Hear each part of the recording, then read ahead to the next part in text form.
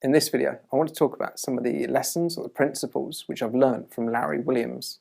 And then I'm going to show you a practical way to use some of these lessons to create a trading strategy. And I'm going to walk you through the development process, and then we'll look at the backtest results of over 13 years of data, including over 3 years of out-of-sample data. Over the years, I've studied Larry Williams through his books, I've listened to interviews on podcasts, and watched quite a lot of his online presentations on YouTube. And I really like the way that he sees the markets. And you've got to appreciate the sheer amount of time that he's been doing this. Decades and decades he's been studying and trading the markets. And some of you might already know, he actually entered a trading contest where he turned his own money of $10,000 into over $1.1 million.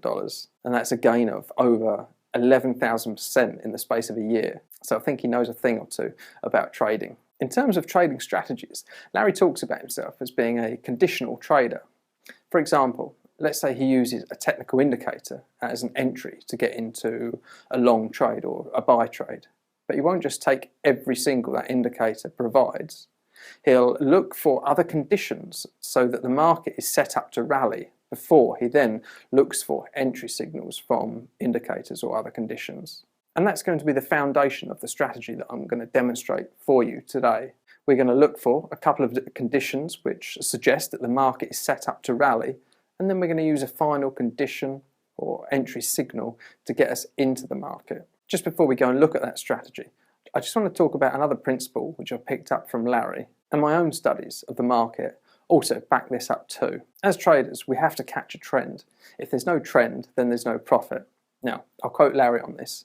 Trend is a function of time, purely meaning that the longer we stay in a trade, the longer we give ourselves to be in a trade, the larger the trend available to catch. So day traders, for example, who are in and out of trades within the same day, are really limiting themselves on the size of the trend that they're able to catch because they're simply not holding in the trades long enough. So to make a lot of money as a day trader, you have to have a comparably large position size and capture a relatively small trend.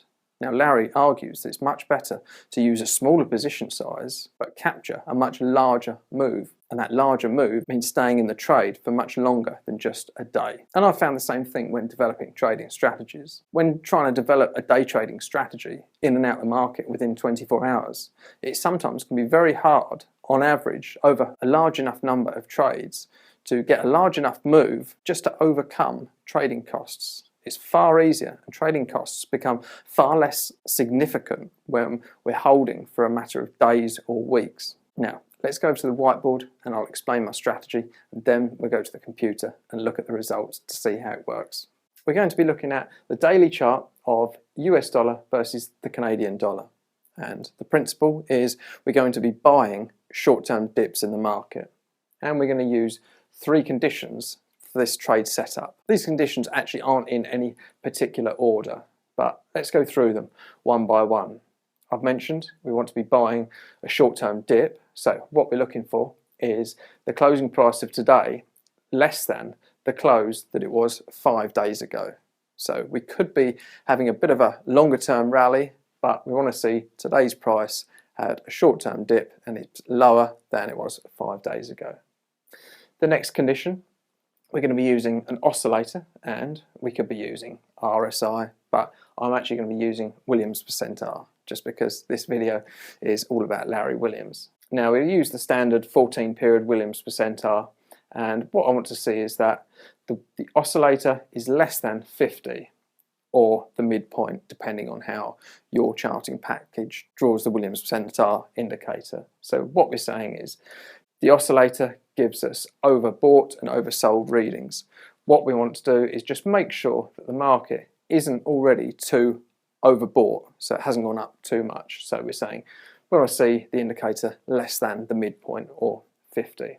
And principle number 3 is we want to be only trading on the best day of the month. Now, you might have seen studies on trading day of the month of mine before, and it's another idea that I picked up from Larry Williams, because markets do tend to have biases. If you look over a long enough period of time, you will see that there are days of the month where markets tend to rally and days of the month where they tend to decline. Now, we could be optimizing all 3 of these inputs or these conditions.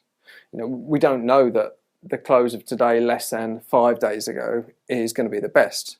This might be 3 days ago or 10 days ago, but we're not going to mess about and optimize that. We're just going to leave that as 5. And likewise with the Williams percentile indicator, below 50, we could be optimizing that number anywhere between 0 and 100, but we're just going to leave it as 50.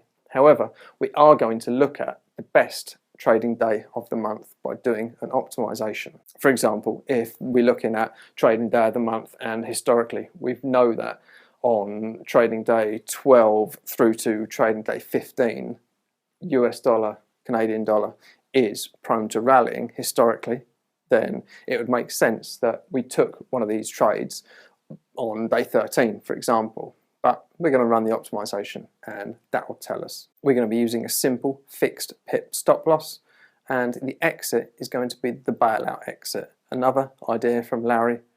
All we do simply, once we're in a trade, we look at the end of the day. If we're in profit, we exit. If we're not in profit, we stay in the trade. And I'm going to include a day delay on this. So if we're using a day delay of 3, I'm saying we must be in the trade for at least 3 days before we start looking, are we in profit or are we not in profit? And we are actually going to optimize that day delay as well. Initially, we're going to be looking at data from 2008 through to the end of 2017, and then we're going to be doing any optimizations on the best day of the month, possibly the stop loss and that day delay. And then once we've found something that we think is good and stable, then we can apply it to some unseen or out of sample data. And I've got data then from 2018, or January 2018, through to October 2021. And hopefully, if we found something that is robust, we are going to see results that continue to perform into that unseen or out of sample data, and hopefully give us the best chance of the strategy continuing to work in complete future data. So let's go over to the computer and go through the developments and look at the results. The first optimization that I want to look at is the trading day of the month to take these trades. And I've done it as a period throughout the month. So we're going to be looking at 2 numbers. So it could be 3 and 6, and that means if we're equal or more than trading day 3 and less than trading day 6, then it gives us a bit of a window of days within the month. Or it may be 11 and 12, and that will just give us 1 day. So that's the first thing I'm going to optimize. And I've just put in a 300 pip stop loss, and I've mentioned that day delay on the first profitable close, or that bailout exit. I've just used 3 days for that. So let's have a look at the results for which trading day is the best. And I just want to mention that I have included $40 worth of trading costs per round trip trade. Now, I want to list these trading days. I want to have a look at ones with some of the highest average trades and some of the highest percent profitable. So percent profitable, straight away, what's the best? These are our inputs: long entry day and long exit day. And the best, or the one with the highest percent profitable, is trading day 8 and 9. So between day 8 and 9, that means, so take the trades between 8 and 9. And if we have a look, we've got a very high average trade, $453. Net profit, 23,000, which, let's list those. 23,000 isn't the most net profit, but it did have a high percent profitable and a high average trade. And it also has quite a reasonable equity curve, as I'm going to show you. I have trading day between 8 and 9 inputted on the chart, and that's what the equity looks like. We look at the close to close equity. Green dots show the new highs, and I think you'll agree that that is pretty good. Total trade analysis, we already know, 96% profitable, large average trade. Largest loser is at our stop loss value. Now, I did actually reverse the rules and look for a short sell version of this strategy, but I didn't really find anything that I particularly liked. Trading towards the end of the month did work best, but even so, I did prefer the long trade setup, so we're just going to continue with a long only setup. So the next thing I want to do is check that stop loss value. And in this workspace, I've done the optimization from 0 through to 500 pips in increments of 50. It doesn't have to be really accurate. So looking down these, Remember, we did our test with a 300 pip stop loss, but if we go a little bit larger, we can get some better numbers. So I mean, it's negligible, but let's use 350 pip stop loss, and that won't have changed the equity curve much whatsoever. So the next thing we want to optimize is that day delay.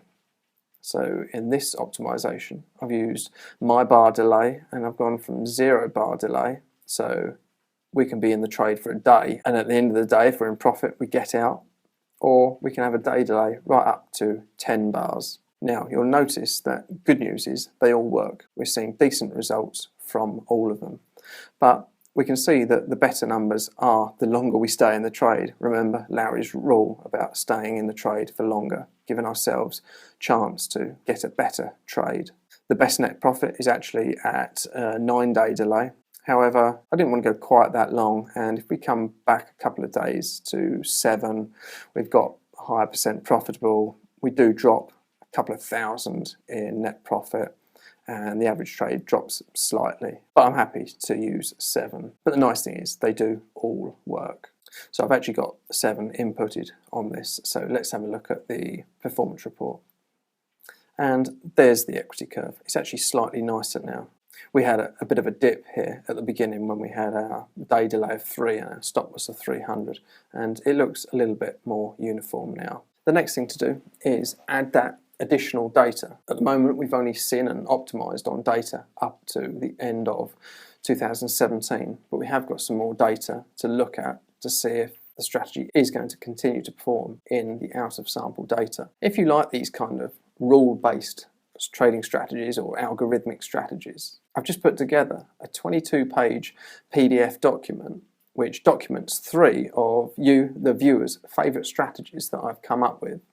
And if you use the link in the description down below, you can actually get that for free today. Just do me a favour and give this video a thumbs up.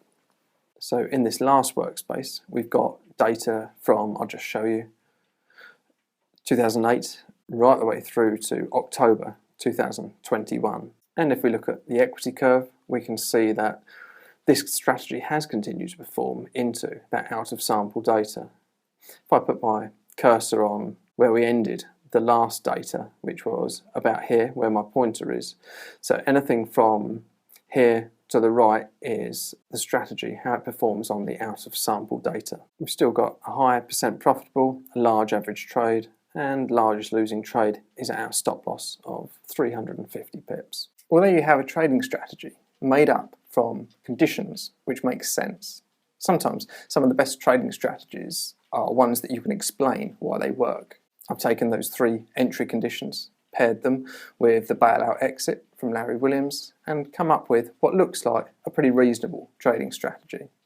I created this strategy purely for this video to demonstrate a way to create a strategy or algorithm based on conditional trading.